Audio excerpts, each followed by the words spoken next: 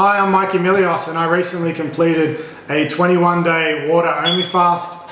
What that involves is basically eating nothing and only drinking water, preferably the purest water you can find. I did occasionally take a shot glass with salt water, like every 3 or 4 days.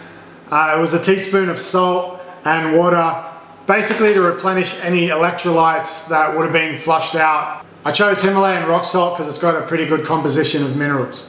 Now, anyone will tell you the most important part of an extended fast is how you break that fast. In these past 21 days, I lost a lot of weight, 16 kilograms, which is just over 35 pounds. If I was to go back to eating junk food again, I'd gain all that weight back and then some, and pretty quick as well. Yeah, so I really want to avoid that because I just spent 21 days pretty much waiting for this fast to be over. Here's a before picture of me. This was taken 3 days into the fast. Yeah, as you can see, I was pretty fat. This is what I look like now. Now what they say is for every 5 days that you fast, you should spend 1 day breaking that fast. With any extended fast, your digestive system has gone to sleep. It's in hibernation mode. So you're going to want to start introducing things to it really gently and easily. And the way you do that usually is with juice. Because one of the major reasons I chose to do an extended fast was to break my addiction to junk food, which is, basically the addiction to salt, sugar and fat, I've chosen to only juice green vegetables, which have no sugar, virtually no fat, like less than 0%, and pretty much no sodium or salt. The vegetables I'm choosing to juice are going to be baby spinach leaves, kale and broccoli. Lastly, because I have been fasting for 21 days on just water, I've got to gradually and gently start introducing food and things like that back into my digestive system. So I'm going to be only juicing about half an 8-ounce glass or a 250 ml glass, so about this much, and then diluting it with water. I'll be drinking one of these every 4 hours and in between continuing to drink water as I was during the water fast, just to keep the transition as smooth as possible. After that, I'll be drinking a whole glass of this, just juice, and then I'll be drinking a 12-ounce juice glass from then on. Eventually, I'll be going back to solids slowly and trying to maintain as much of a raw vegan diet as possible. So yeah, let's get juicing. Alright, so we're over here now at the juicing area, which is basically the same area except I'm standing a couple feet back, so now it's the juicing area. Here's the stuff that I mentioned I was going to juice. First up we've got kale, which I didn't really know about kale up until I went to America. We obviously have it in Australia, but I found it at Whole Foods while I was there, and they said that it had this thing called a high ANDI count, which stands for Aggregate Nutrient Density Index. It's full of heaps of cool nutrition.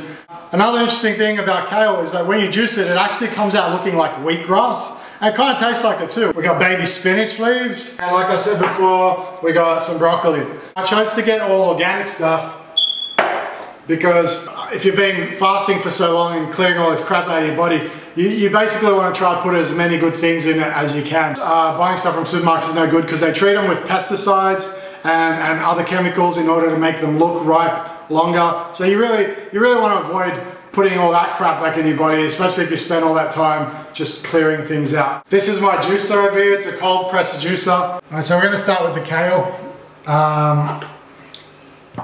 I'll zoom in a bit just so you can see the actual juice coming out. Well, let's get started.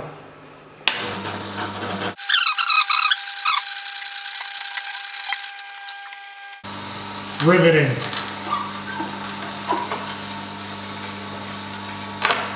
So you start to see the juice coming out. It looks like wheatgrass, it's really cool. Now I've got to be careful because I only want to fill it up to around here.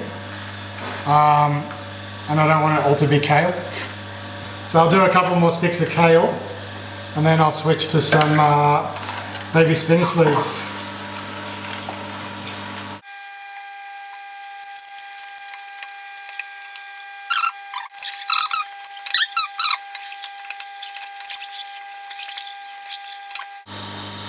Alright, so we did some baby spinach as well, so now it's up to there. I'm gonna switch to the broccoli now. Now broccoli, you got to cut out, it's obviously not gonna fit in there. So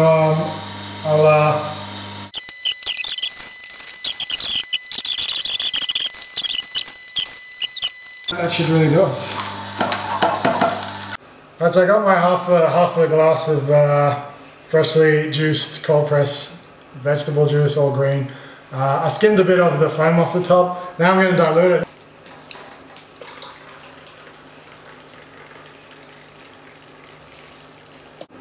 Alright, so here we are, we're about to do it. This is the first thing that's going into my mouth other than water and some salt and my fingernails.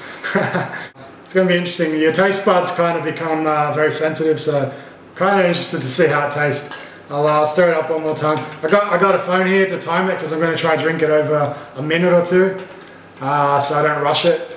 And let's see what happens. So I'm starting the timer, and here we go.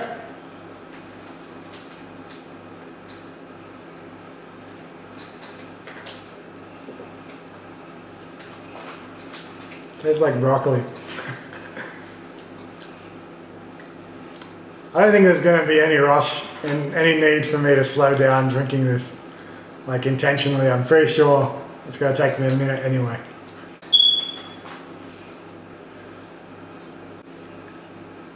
It's kind of exciting. I don't know if my teeth are green right now, but I can feel the stuff just going into my stomach, and it's really interesting. I found this before, when you juice vegetables really fresh, especially if they're organic, it kind of feels alive.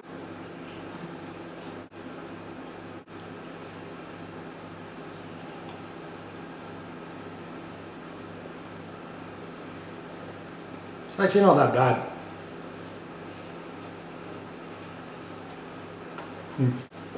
There we go. Thanks for watching. If anyone has any questions, ask me. And yeah, cheers to your health. I should have done that before. Thank you.